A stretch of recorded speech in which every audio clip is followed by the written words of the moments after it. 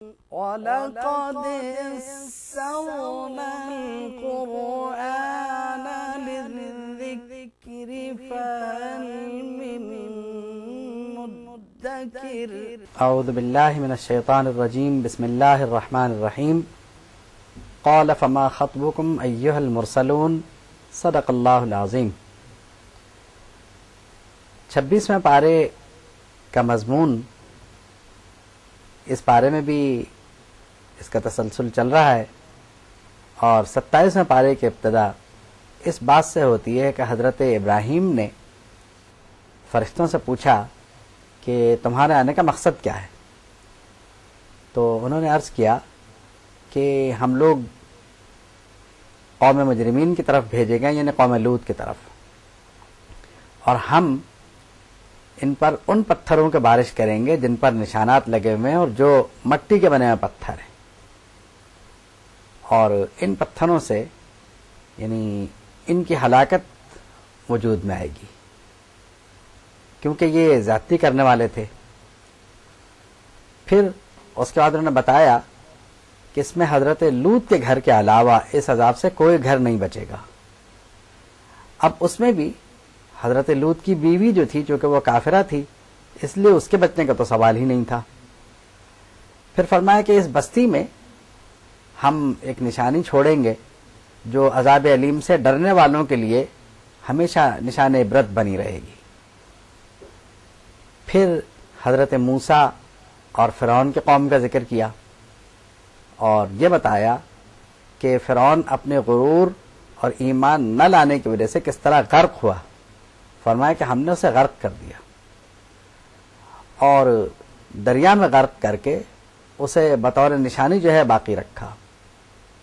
فَأَخَذْنَاهُ وَجُنُودَهُ وَنَبَذْنَاهُمْ فِي الْيَمِّ، تو اس کو جو ہے وہ دریا میں غرق کر دیا، اور یوں جو ہے فرعون کا مسئلہ بھی ختم ہو گیا۔ پھر قوم عاد کا ذکر فرمایا کہ قوم عاد کو یعنی ایک آندھی کے ذریعے ہلاک کیا گیا۔ وہ آندھی ایسی تھی کہ جس شے پہ لگتی تھی اسے گلا سڑا کے چھوڑ دیتی تھی۔ پھر فرمایا کہ اور یاد کریں اس وقت کو جب ہم نے قوم سمود سے فرمایا، یعنی قوم سمود سے کہا گیا کہ اب تم کچھ وقت کے لیے دنیا کا نفع حاصل کر لو۔ پھر قوم نوح کا ذکر فرمایا، اور یہ فرمایا کہ اس سے پہلے قوم نوح تھی، اور ان کے لوگ اس لیے ہلاک ہوئے کہ یہ فاسق تھے۔ پھر اللہ نے اپنی قدرت کاملہ پر دلائل قائم فرمانے شروع کیے، اور فرمایا کہ آسمان کو اور زمین کو وسیع بنانے والا اور زمین کو فرش بنانے والا رب وہ کتنا یعنی قادر مطلق ہے، اور ان چیزوں پر وہ قادر ہے۔ اگر وہ اس پہ قادر ہے تو تمہیں مرنے کے بعد کیوں نہیں اٹھا سکتا؟ پھر اس نے ہر شے کو جوڑا جوڑا پیدا کیا تاکہ تم نصیحت حاصل کرو۔ فرمایا کہ اللہ کے علاوہ یعنی کسی کو اس کا شریک نہ بناؤ، اور نبی کریم صلی اللہ تعالی وسلم سے یہ فرمایا گیا کہ آپ یہ کہیں کہ میں تو اللہ کی جانب سے نذیر بنا کے بھیجا گیا ہوں جو کہ واضح نشانیاں لے کے آیا ہے۔ پھر فرمایا کہ یہ ایک قانون ہے کہ جب بھی کبھی انبیاء کرام کسی قوم میں تشریف لائے تو یہ کوئی نئی بات نہیں ہے کہ آپ کو جادوگر کہا جا رہا ہے یا آپ کو معاذ اللہ مجنون کہا جا رہا ہے، یہ انبیاء کرام کے ساتھ ہوتا رہا ہے۔ تو اب آپ یہ کیجئے، ان کی طرف سے توجہ ہٹا لیجئے، اور آپ نصیحت کرتے رہیے۔ نصیحت کا فائدہ مومنین کو تو ہوتا ہی ہوتا ہے، یعنی کافروں کی طرف سے صرف نظر کر کے آپ اپنی تبلیغ، اپنی دعوت کو جاری رکھیے، مومنین کو نصیحت فرماتے رہیے، اور اس نصیحت عام کا فائدہ بھی مومنین ہی کو پہنچے گا۔ پھر پوری انسانیت کو متوجہ کیا گیا کہ تمہاری پیدائش کا مقصد صرف یہ ہے، یعنی تمہاری اور جنوں کے پیدائش کا مقصد صرف یہ ہے کہ تم میری عبادت کرو۔ میں تم سے رزق کا سوال نہیں کر رہا، اور نہ ہی میں یہ کہتا ہوں کہ تم مجھے کھلاؤ۔ اللہ یعنی رزاق ہے، رزق فراہم فرمانے والا ہے، انتہائی طاقتور، انتہائی مضبوط۔ اور رہے کافر تو انہیں تو چاہیے کہ وہ جلدی نہ کرے، کیونکہ وہ اصل میں گناہگار ہیں، مثل ذنوب اصحابہم، وہ گناہگاروں کی طرح گناہگار ہیں، فلا یستعجلون، تو وہ جلدی نہیں کرتے۔ پھر فرمایا کہ کافروں کی بربادی کہ انہیں اس دن کے ہونے پر یقین نہیں آتا، یہ دن تو آ کے رہے گا، می یومہم الذی یوعدون۔ اور اس کے بعد سورہ طور شروع ہوتی ہے۔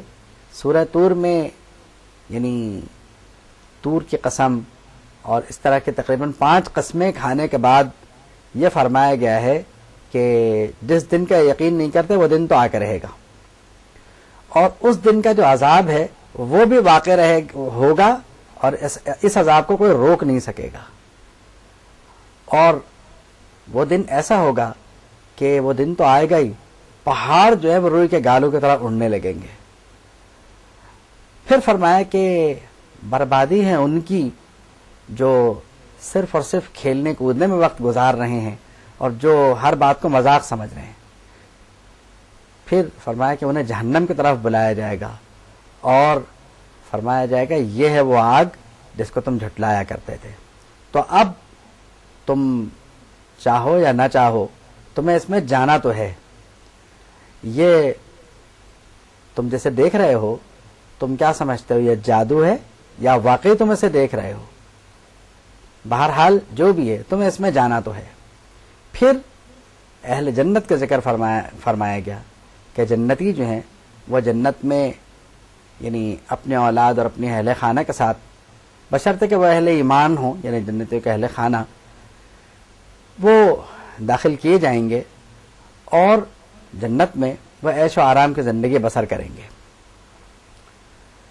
اس کے بعد سورہ طور کے اگلے رکوع میں فرمایا گیا کہ آپ نصیحت فرماتے رہیے، کافروں کی پرواہ مت کیجیے، اور آپ ان کی پرواہ مت کریں کہ یہ آپ کے لیے کیا استعمال کر رہے ہیں، یعنی کن نازیبا الفاظ کا استعمال کر رہے ہیں، آپ ان کی پرواہ نہ کریں، کاہن کہیں، مجنون کہیں، کچھ بھی کہیں، آپ ان سے فرمائیے کہ ہم بھی انتظار کرتے ہیں اور تم بھی انتظار کرو۔